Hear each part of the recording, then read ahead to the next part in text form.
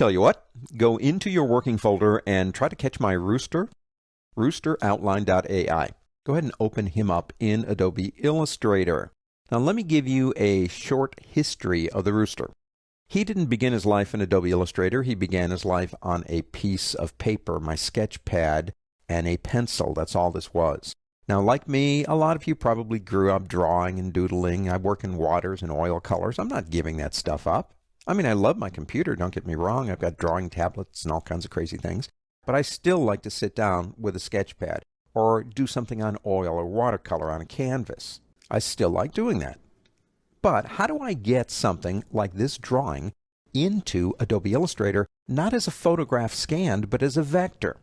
Now, this is something we're going to talk about later. Got a whole chapter for it. It's called Live Trace. If you've not used Live Trace, you are going to love it. It allows you to scan, raster, scan, well, like this rooster, and convert into an object with the click of a button. Something this simple is very easy. That's how we got here. He is a vector object, as you can see.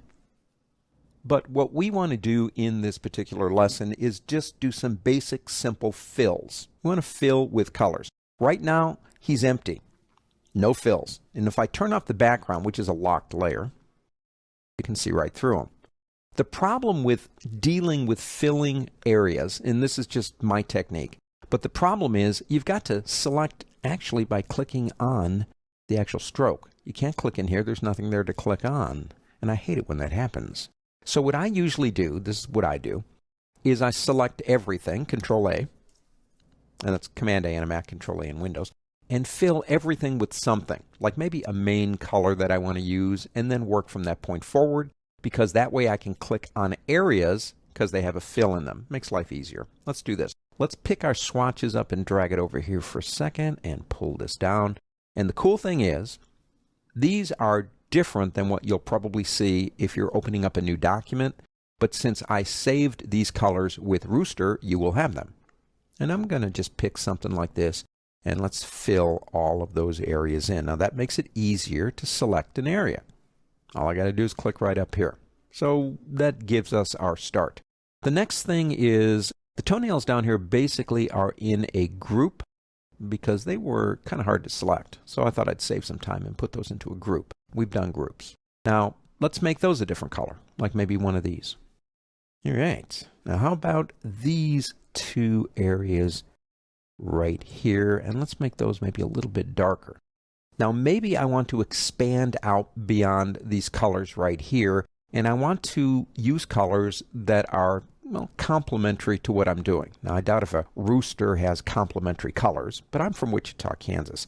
That's in the USA. And there is a lot of farmland around Wichita, but I live in the city. I'm kind of a city-fied person. I hear roosters, don't see too many of them, so I'm going to color this guy the way I want to. But I need more complementary colors. I'll tell you what, why don't you do this? Go over to the color guide, and let me see if I can pull that over here so we can see this one too. Let me make that a little bit bigger. And let's move that over just a little bit like this. It's giving me complementary colors based on the color I have down here. Helps me out. Now I want to get these areas under here, like this one. I'm going to hold my Shift key down and click. Now watch something that's important. When you Shift click, don't Shift click until you see the arrow. Otherwise you won't be selecting it. Okay, I've got those areas selected.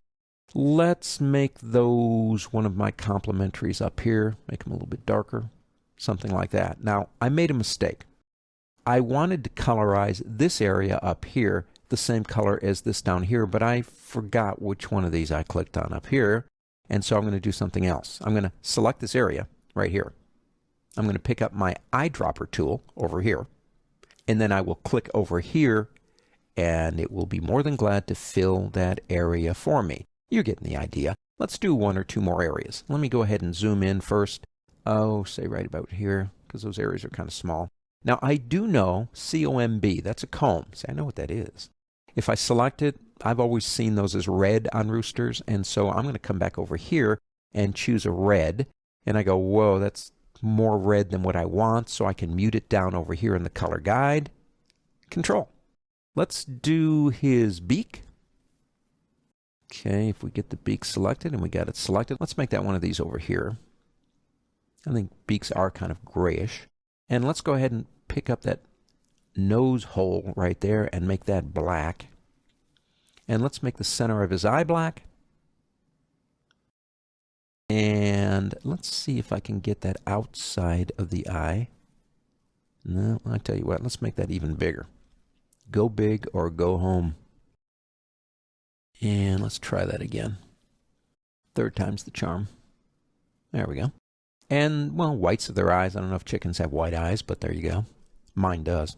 And we could keep going with this. You get the idea. When you're working with filling something in, if when you're trying to fill it in, basically it's not filled in with anything, it becomes difficult to actually get in there and make those selections. But if you have the ability to fill them in, which you do with, say, a generic color, you can then move forward, and it makes it easier to fill those areas in. So, well, there you go. My chicken, actually rooster, of a different color.